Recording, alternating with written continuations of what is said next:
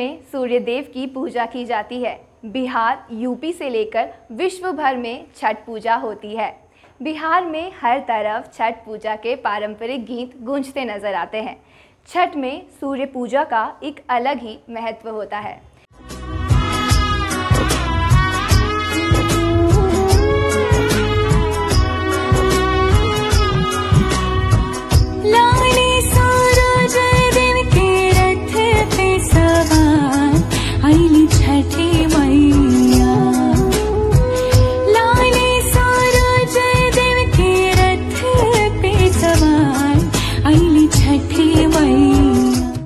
यूं तो हिंदू धर्म में हर एक पर्व का अपना महत्व है, लेकिन अगर आप बिहार में रहते हैं तो निश्चित तौर पर छठ पर्व का अपना महत्व बिहारियों के लिए है।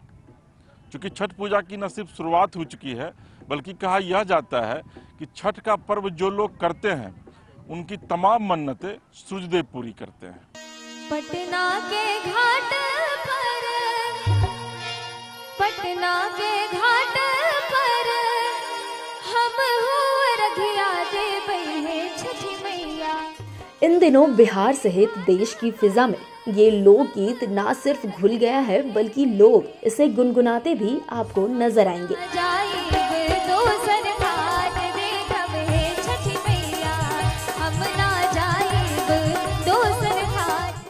दरअसल भैया दूज के तीसरे दिन से आरंभ होने वाले इस महापर्व की शुरुआत नहाई खाई के साथ शुरू होती है। लोगों के घरों की छतों पर अगर आप नजर दौड़ाइएगा तो आपको रंग बिरंगे कपड़ों में लिपटी महिलाएं छठ गीत के साथ गेहूं सुखाती हुई नजर आएंगी।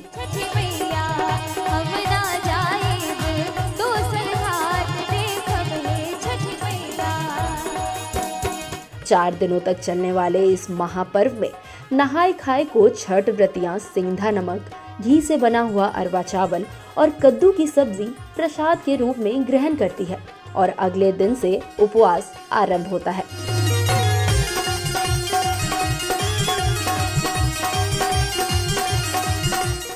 व्रती दिन भर अन्न जल त्याग कर शाम से खीर बनाकर पूजा करने के उपरांत प्रसाद ग्रहण करती है, जिसे खरना कहते हैं।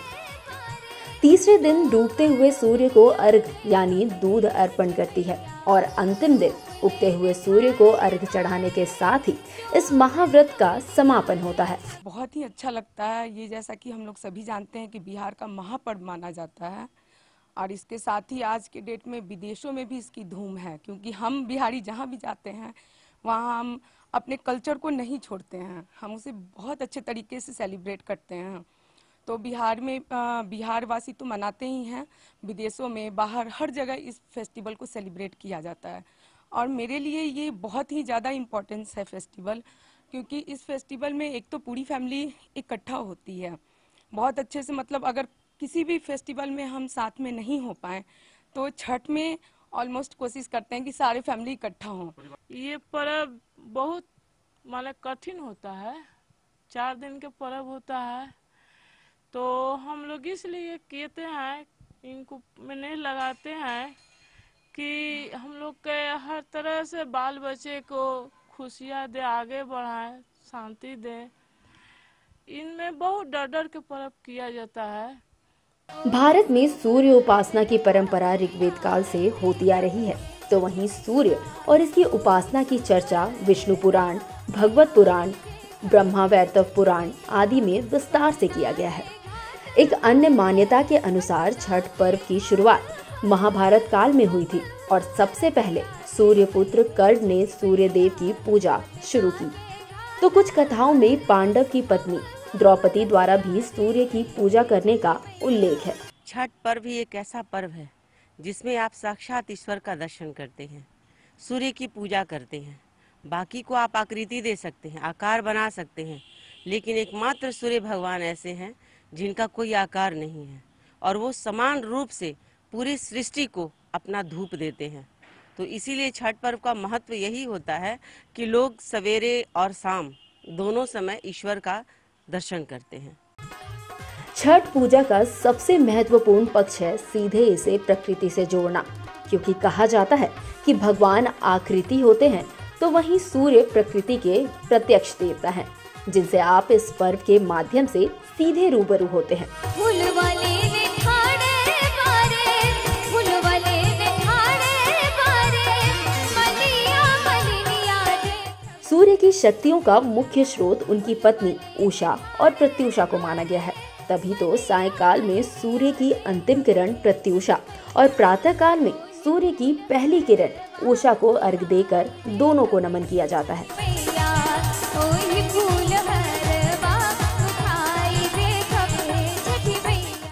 पूरे देश में पटना के घाट का इस पर्व में खास महत्व होता है, क्योंकि यहाँ गंगा पश्चिम से पूरब की ओर बहती है। तो वहीं विश्व का ये पहला ऐसा घाट है जिसकी लंबाई 30 किलोमीटर से भी ज्यादा है।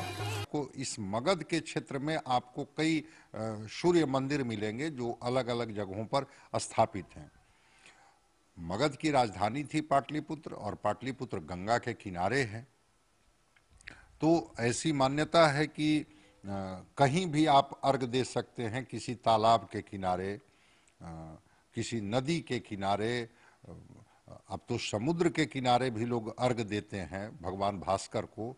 लेकिन गंगा तो पवित्र नदी है और उस पाटलिपुत्र की ऐतिहासिक और प्राचीन धरती से ये गंगा अगर बहती है तो शारदा सिन्हा अपने गीतों के माध्यम से कहती है कि उसमें हम फक्र महसूस करेंगे, गर्व महसूस करेंगे, एक अलग तरह की पवित्रता का एहसास करेंगे जब धरती पाटलिपुत्र की हो और नदी गंगा हो।